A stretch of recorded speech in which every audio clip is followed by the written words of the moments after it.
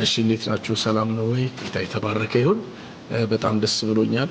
ምክንያቱም ታላላቅ እግዚአብሔር ሰዎች እዚህ ከጎኔ ስላሉ እና እግዚአብሔር ደግሞ ምሕረቱንና ቸርነቱን ስላገነነልኝ እግዚአብሔር እንደዚህ አይነት እድል ስለሰጠኝ ጌታን አመሰግናለሁ። ሁላችሁም ደግሞ በዚህ ኮንሰርት ላይ እንድትገኙ እጋብዛችኋለሁ። እየጸለይን ነው። እግዚአብሔር ደግሞ በዛ ቀን ታላቅ ነገር ያደርጋል። ብዙዎች ይባረካሉ እና ብዙዎች ይጽናናሉ ብዬ አምናለሁ። ስለዚህ እጋብዛችኋለሁ። ጥቅምት 23 በሚሊኒየም አዳራሽ እንገናኛለን። ስል በልጅነቴ ጥቅምት 23 ቀን የጊዮርጊስ ዕለት መሪዋን መረጠች ኢትዮጵያ በእውነት ብዬ ዘመርኩት ትዝ ብሎኝ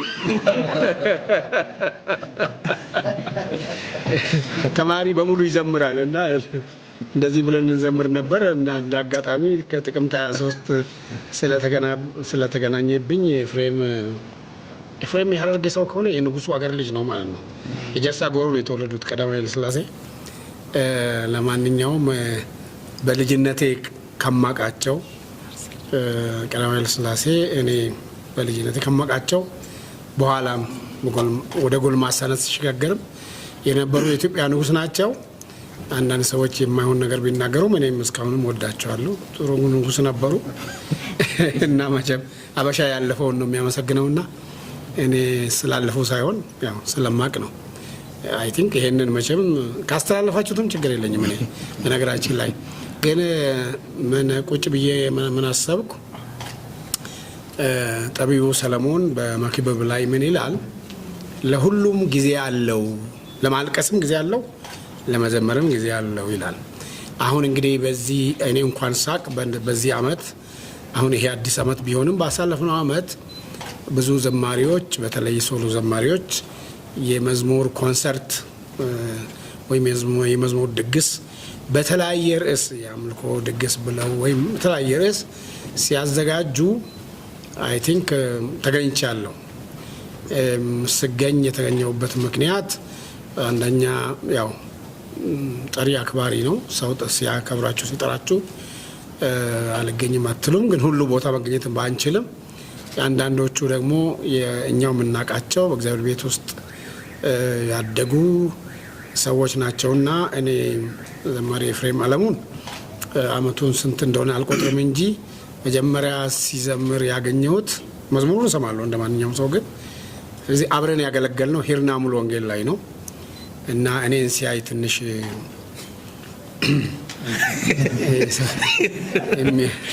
ጌታ ሆይ ከዚህ ፍላጻ ጠብቀኝ ሳይል አልቀረም ይሆናል። ግን አይዞይ ብሎ ፓስተሩ ያደፋፍራል። እኔ ደግሞ ምንም መዝሙሮቹን ስለምወድ በጣም ጥሩ ጊዜ አብረን አሳልፈናል። ከዛ በኋላም አሁን የባሌ ጎባ ሙሉ ወንጌል አማኞች ቤተክርስቲያን 50ኛ ዓመት የወርቅዬ ልዩ ሲከበርም እኔ ራሴ ጠርቼዋለሁ።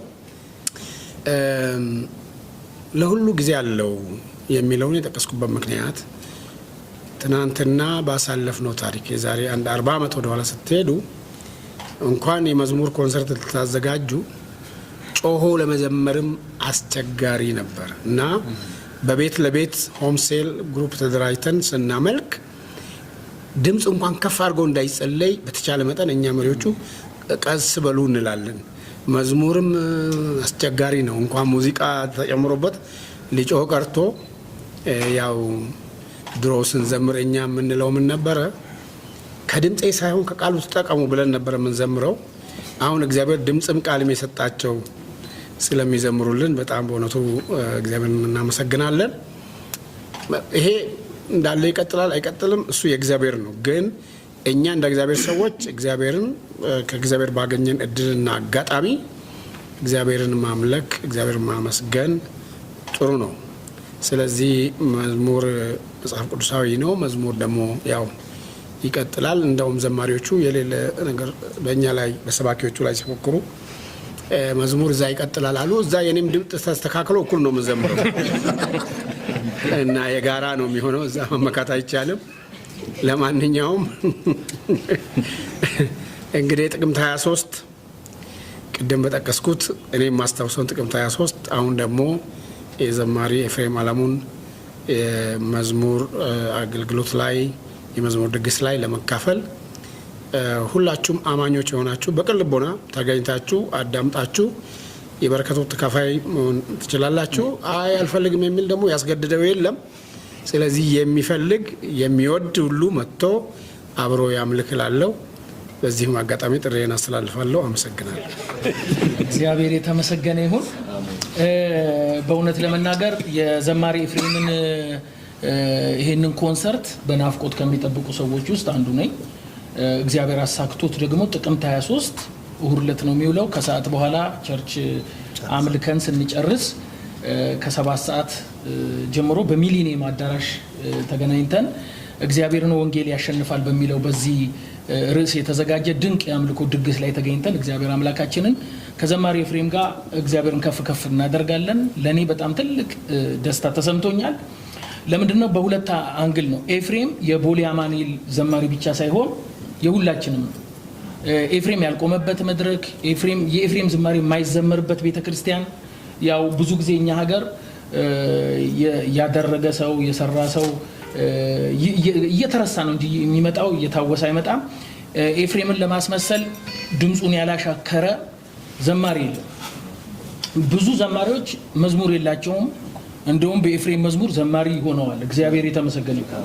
ለብዙዎች እንኳን በር የከፈተ መዝሙር ያለው ድንቅ ዘማሪ ነው። ኤፍሬምን በጣም ሳላመሰግነው አላልፍም። ሌላው በልጅነት ነው መዝሙር የጀመረው። በእርግጥ እኔም ልጅ ሆኜ እግዚአብሔር የጠራን እግዚአብሔር የተመሰገነ እና በጣም ልጅ ሆኖ ሁሌ የምደነቅበት የእግዚአብሔር ጸጋ እንዳለው ያመንኩት ከልጅ የማይወጣ ከሱ ቅጥነትና ከሱ ሰውነት ጋር የማይሄድ ትላልቅ ስንኞች፣ ግጥሞች ሰው ኢትዮጵያ ምድር በሙሉ በጌታ የሆነ ያልሆነ ኦርቶዶክስ፣ ሙስሊም ሁሉ የሚወዱ አይነት ዝማሬዎች ዘፋኞች ሳይቀሩ ሲያመሰግኑት አይቻለውና ኤፍሬም ለኢትዮጵያ ቤተክርስቲያን ትልቅ ስጦታና ባለውለታ ነው። እንደገና ደግሞ ለወጣት ዘማሪዎች ኢትዮጵያ ውስጥ ላሉ የሱን በሱ መዝሙር እያገለገሉ ያው አሁን አይዶን ብዙ ዝማሬ እንደዛ አይነቱን አላቀም የብዙ ዘማሪ እንደዛ ቢሆንም የኤፍሬም መዝሙር ከመድረክ ጠፍቶ ያውቃል። እንደ ኢትዮጵያ ሕዝብ መዝሙር ይዘመራል እና ስለዚህ ጸጋው እግዚአብሔርን አመሰግናለሁ። መዳኛነ ምንድነው እርሪ በል ጠላቴ እንደውም መጽሐፉ ጠላት ያራሉ ቢያር ባያርኛ ምን አገባ ይረር የሚል ገብቷቸዋል። ይሞታል ብሎ ምንድነው ጣሊያን ተርሳሴ ጂኒ በሬሴ ምናምን ምንድነው አይደለም ልክ ነኝ። ኦሮምኛም የተቀላቀለበት እንደዚህ አይነት መዝሙሮች አሉትና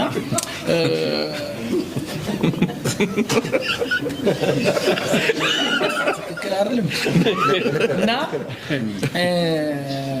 ለዘማሪ ኤፍሬም ሲያገባም ሽማግሌ ሆኜ በደስታ ይያለው እግዚአብሔር ረድቶት ባለትዳርም የልጅ አባትም ነው። አሁን ትልቅ ሰው ነው። ከልጅነቱ ነው ማቀው ቤተክርስቲያን ውስጥ ያልጠፋ ልጅ ነው።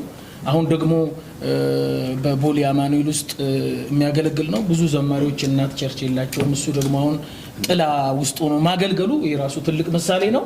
ስለዚህ ሁላችሁም የዛ ቀን ጥቅምት 23 የኤፍሬም ትልቁ እንግዲህ ስጦታ ነው ብዬ ነው ማስበው። ተገኝተን አብረነው እግዚአብሔርን ከፍ እናደርጋለን፣ ወንጌል እናደርሳለን።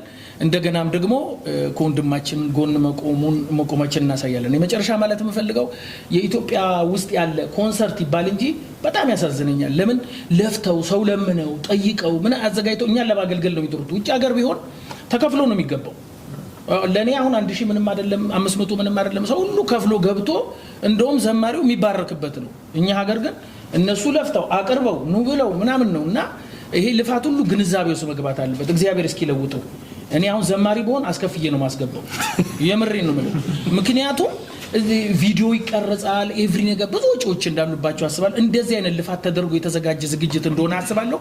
ሁላችንም በመጀመሪያ በጸሎት እንረዳዋለን። ቀጥሎ ደግሞ ባለን ነገር ከጎኑ እንቆማለን። የመጨረሻው ግን አብረን ደግሞ እግዚአብሔርን በዛ ቦታ ደስታችንን በመግለጽ አንተ የኢትዮጵያ ቤተክርስቲያን ባለውለታ ነህ ብለን እሱንም ቴንኪው እንላለን። እግዚአብሔርንም እናመሰግናለን። በጣም ደስ ብሎኛል። እዚህ ያላችሁ ደግሞ የሚዲያ አካላት የሚጠቅመውን ነገር ለህዝብ እንደምታደርሱልን በማመን ጥሪ አክብራችሁ ስለመጣችሁ ቴንኪው ማለት ፈልጋለሁ። ኤፉዬ ተባረክ። አይ ላቭ ዩ ኢን እንግሊሽ ላንጉዌጅ